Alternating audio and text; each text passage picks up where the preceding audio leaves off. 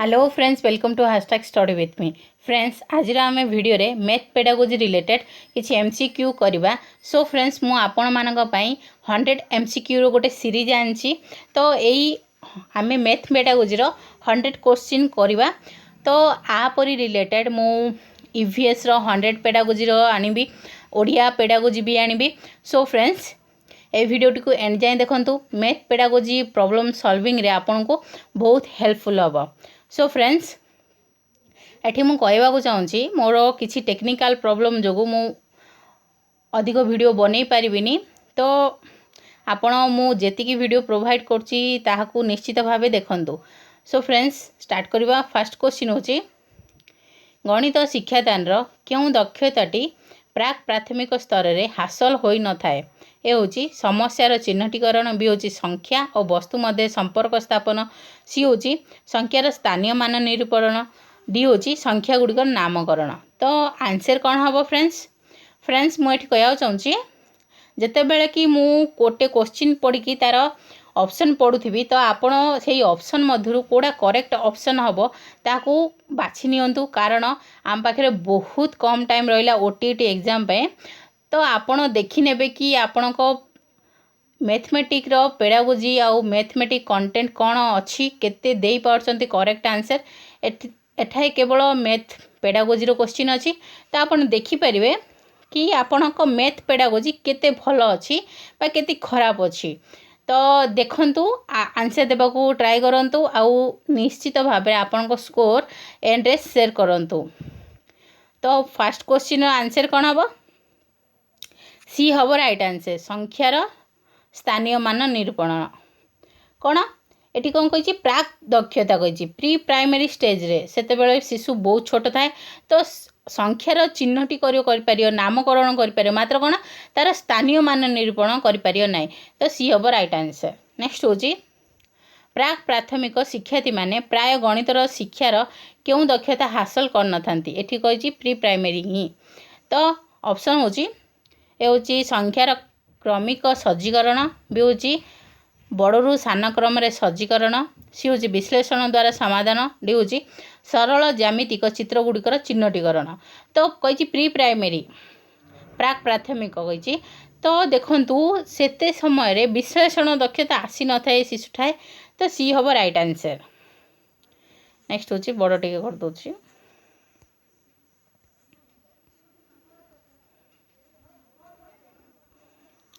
तो 3 number question होची, केउटी गणित शिक्षण मुख्य विधि। ए होची आगमन विधि, बी होची विश्लेषण विधि, सी होची निगमन विधि, डी होची उपरोक्त समस्त विधि। तो करेक्ट आंसर कौन भावुचंती? तो मु कहबाकू चाहूँगी गणित शिक्षार मुख्य विधि गुड़िक है inductive method, deductive method, analysis synthesis आउ play way method, activity method बा डुईंग मेथड भी आम ताकू कहि परिबा। तो ओडिया ताकू कहिया आरोह अवरोह बा आगमन निगमन, विश्लेषण संश्लेषण, क्रिया पद्धति, एक्टिविटी मेथड हेले कार्यकरी जो प्लेइंग बाय डुईंग मेथड आम ताकू कहबा। तो यही सब होची बेसिक पद्धति अच्छी शिक्षण रे गणित शिक्षण रे। तो राइट आंसर कौन हम? डी हम उपरोक्त समस्त विधि। नेक्स्ट होची, निम्न क्यों शिक्षण पद्धति शिशु मानक पई उपयुक्त। ए होची फ्रेंच पद्धति, बी होची अनुकरण पद्धति, सी होची किंडरगार्टन पद्धति, डी होची उपरोक्त समस्त पद्धति। तो राइट आंसर कौन हम? शिशु मानक पई कहिची। तो राइट आंसर कौन हम? किंडरगार्टन पद्धति, जहाकू किए देथिले? फ्रोवेल देथिले। मोस्ट इंपोर्टेंट मन रखंतु, किंडरगार्टन पद्धति किए देथिले? फ्रोवेल देथिले। नेक्स्ट होची, क्यों गणितर शिक्षण पद्धति नुहे। ए होची क्रीड़ा पद्धति, बी होची अनुवाद पद करवा, सी होची विश्लेषण करवा, डी होची आरोह पद्धति। तो मुझे ही डिस्कसन करी गणित शिक्षण पद्धति गुड़िक कौन। तो करेक्ट आंसर कौन हम? बी हम करेक्ट आंसर। अनुवाद करवा बा ट्रांसलेशन करवा कौन गोटे लिटरेचर रे जाई थाए। ओडिया साहित्य रु इंग्लिश रो अनुवाद ना इंग्लिश रो ओडिया अनुवाद कौन लिटरेचर सब्जेक्ट रे सेटा जाई थाए। तो नेक्स्ट होची 6 नंबर क्वेश्चन होची, क्यों क्षेत्र रे गणित पाठ्यपुस्तकर व्यवहार हुए ना। ए होची शिक्षार्थी स्वशिक्षण, भी होची पाठ्य योजना प्रस्तुति सी हूँ प्रश्न प्रस्तुति करवा डी हूँ पाठ्य निर्घंट प्रस्तुति पाठ्य निर्घंट हेल्ले पीरियड निर्घंट को आम कह पीरियड तो राइट आंसर कौन हम डी हम राइट आंसर। नेक्स्ट हूँ केउटी उद्देश्य भित्तिक परीक्षण अंतर्भुक्त नुहे ये हूँ वस्तुनिष्ठ प्रश्न हूँ दक्षता भित्तिक प्रश्न सी हूँ ज्ञान भित्तिक प्रश्न डी हूँ बोध भित्तिक प्रश्न। तो उद्देश्य रे जाए आमर ज्ञान बोध दक्षता प्रयोग एता सब उद्देश्य भित्तिक अटे। तो राइट आंसर कौन हम वस्तुनिष्ठ बा ऑब्जेक्टिव टाइप क्वेश्चन जाई न थाए उद्देश्य भित्तिक परीक्षण रे।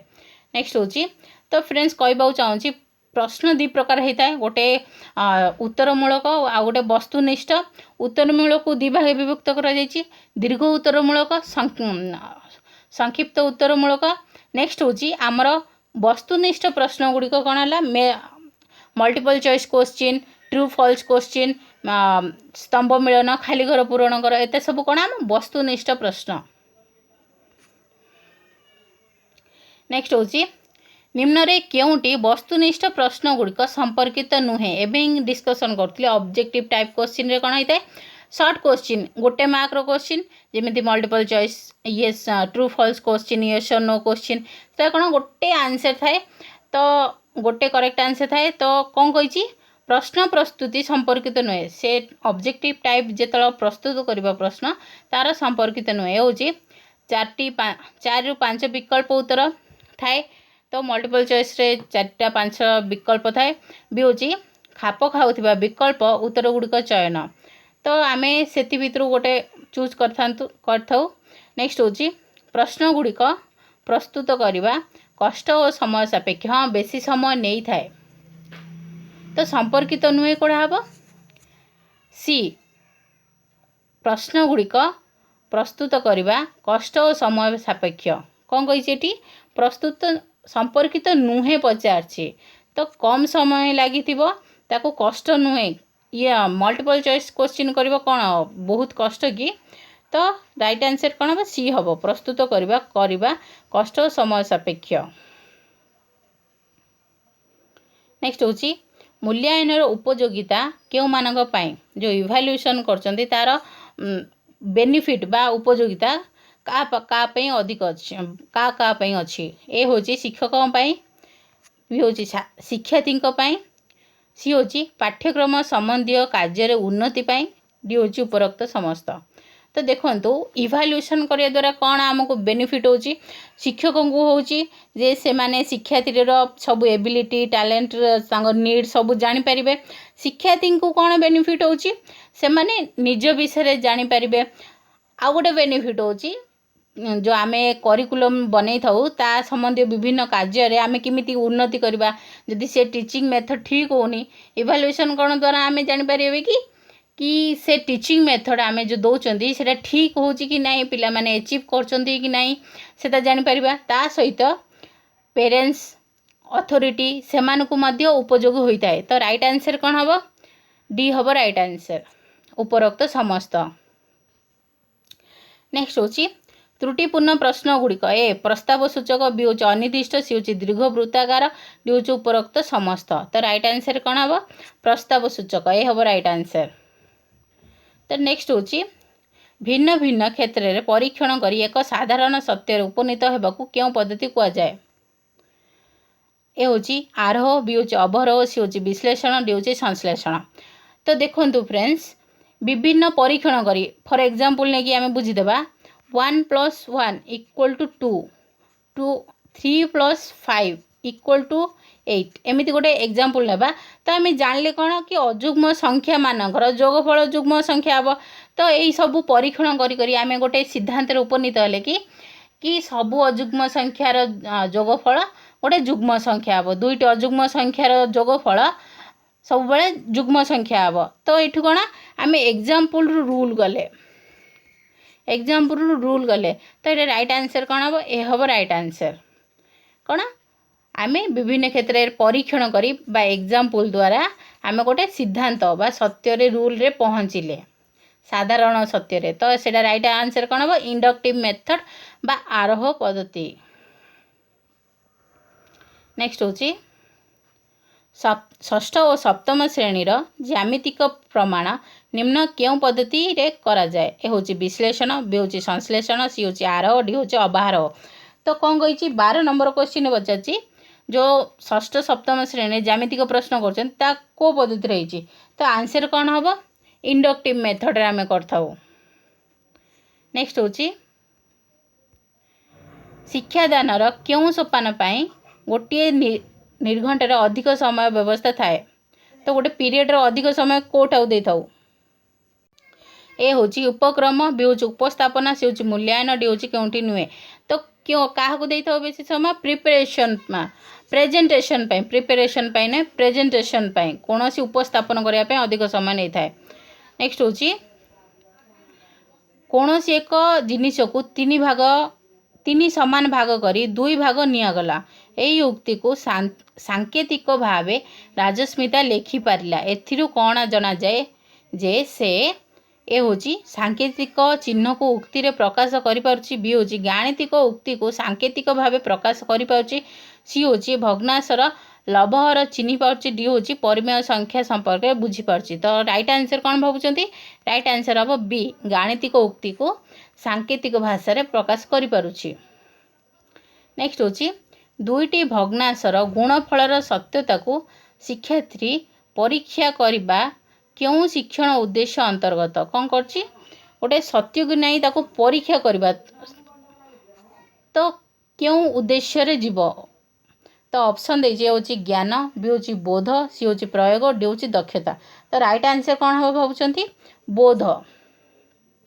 एटा बोध रे जीव कारण सी जदी अंडरस्टैंडिंग बोध हला आमे बुझी चंदी नहीं अंडरस्टैंडिंग अछि कि नहीं। तो जदी अंडरस्टैंडिंग नहीं से सत्यता निरूपण पई परीक्षा करि पारियोनी।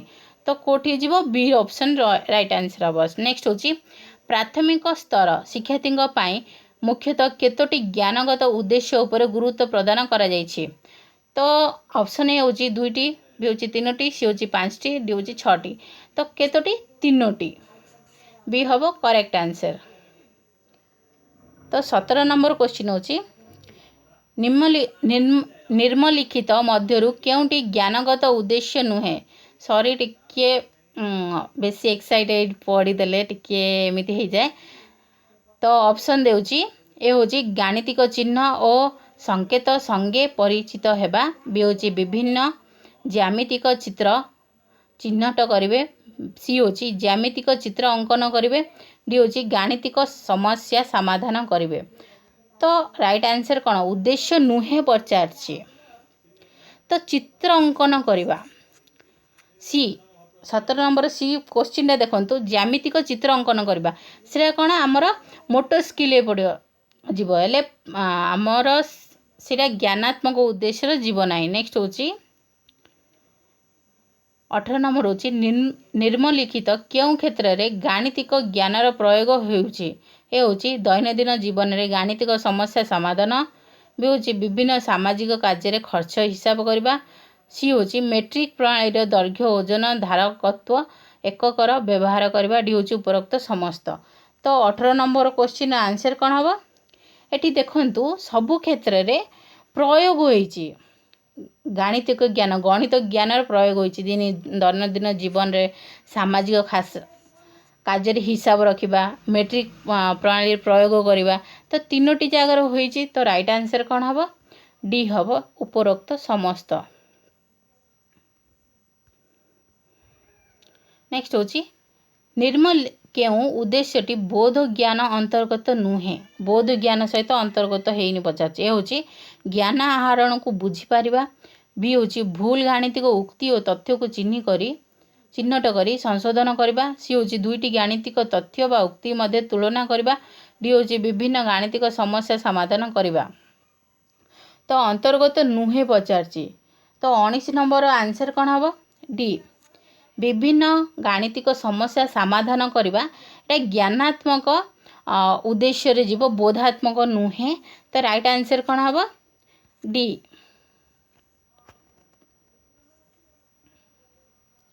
नेक्स्ट होची केउंटी गणित शिक्षणर कर्मगत उद्देश्य नुहे। जो एक्टिविटी अच्छी ता अंतर्गत नुहे साइकोमोटर। उद्देश्य सेटा कहबा आमे। ए होची ज्यामितिक चित्र अंकन करबा। बी होची विभिन्न टेबल सारणी ग्राफ प्रस्तुत करबा।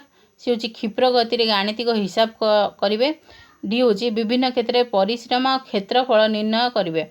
तो विभिन्न क्षेत्र में परिश्रम क्षेत्रफल निर्णय करबा कर्मगत उद्देश्यर अंतर्गत हब ना। तो राइट आंसर कौन हम? डी हम राइट आंसर। नेक्स्ट होची अमूर्त्यरू मूर्त्य आड़कू क्यों पद्धति जावाकू पड़ी थाए?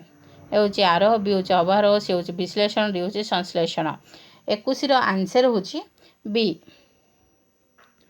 अवरोह। अवरोह रे कौन अबस्ट्राक्ट रु आमे कंक्रीट आड़कू जाइथाउ, अमूर्त रु मूर्त आड़कू जाइथाउ। तो राइट आंसर कौन हम? बी।